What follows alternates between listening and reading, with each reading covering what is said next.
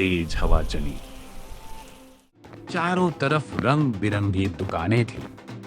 बच्चे दौड़ रहे हैं, ढोल बज रहे हैं। अब हम हमेशा साथ रहेंगे। हाँ,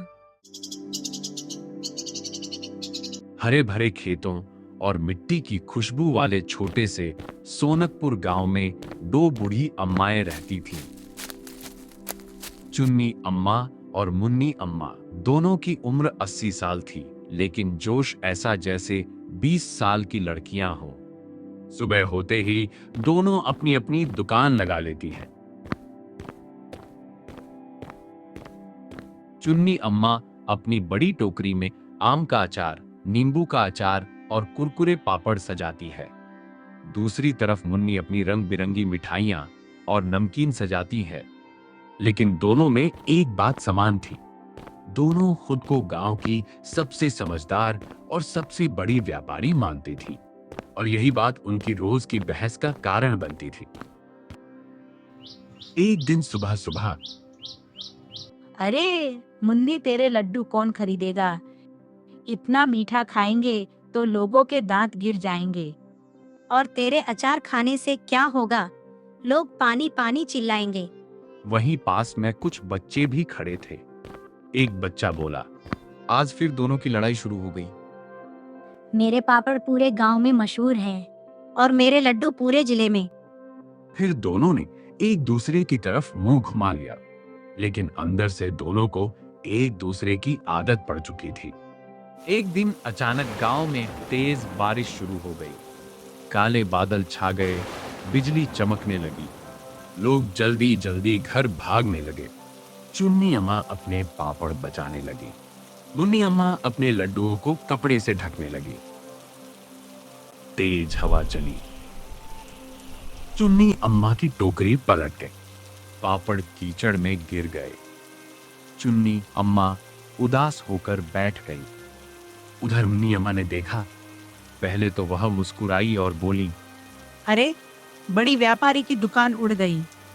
लेकिन जब उन्होंने चुन्नी अम्मा की आंखों में आंसू देखे तो उनका दिल पिघल गया। वे तुरंत दौड़ कर आई।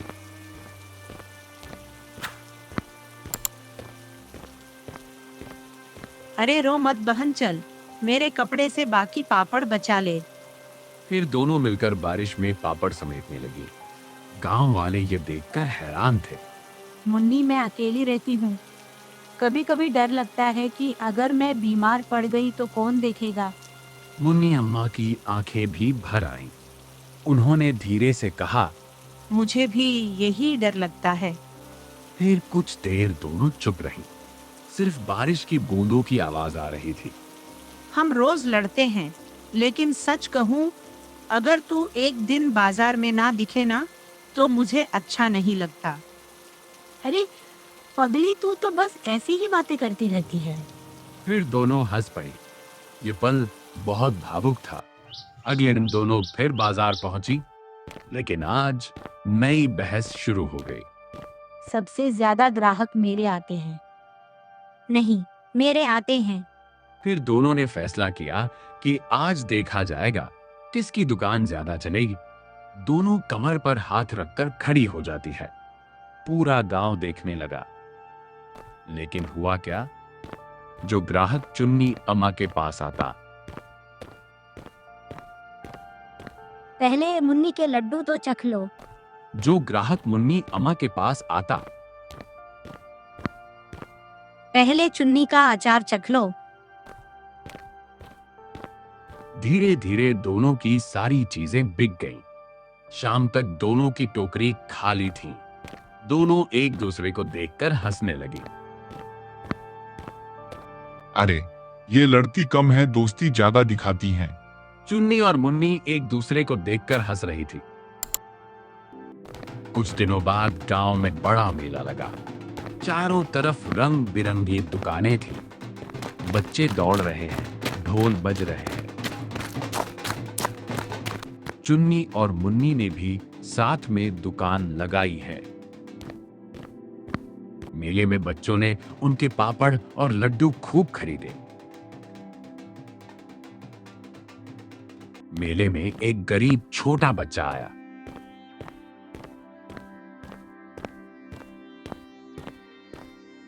उसके पास पैसे नहीं थे, वह बस लड्डू और पापड़ को देख रहा था। क्या हुआ बेटा? मेरे पास पैसे नहीं है। तो क्या हुआ?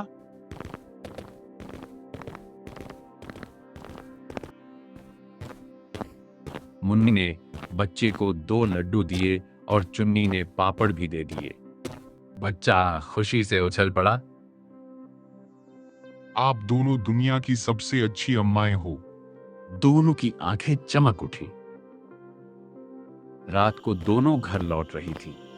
चांद आसमान में चमक रहा था। हल्की ठंडी हवा चल रही थी। मुन्नी, पता है, पहले मैं सोचती थी कि मैं सबसे ज्यादा समझदार हूँ। और मैं भी यही सोचती थी। फिर दोनों हंस पड़ी। लेकिन असली समझदारी तो साथ रहने में है। मुन्नी ने सिर हिलाया। अब पूरे गांव में उनकी दोस्ती की चर्चा होने लगी। अगर दोस्ती सीखनी हो तो इन चुन्नी और मुन्नी से सीखो।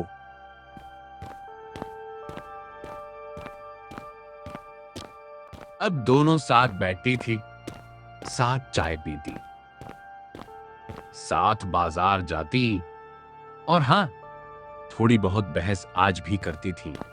लेकिन अब उनकी बहस में प्यार छिपा होता था। एक शाम दोनों पेड़ के नीचे बैठी थी। अगर तू ना होती ना, तो मेरा जीवन बहुत सूना होता। मेरा भी।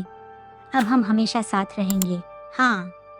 तो बच्चों, देखा आप सबने, सच्ची समझदारी जीतने में नहीं बल्कि साथ निभाने में होती है।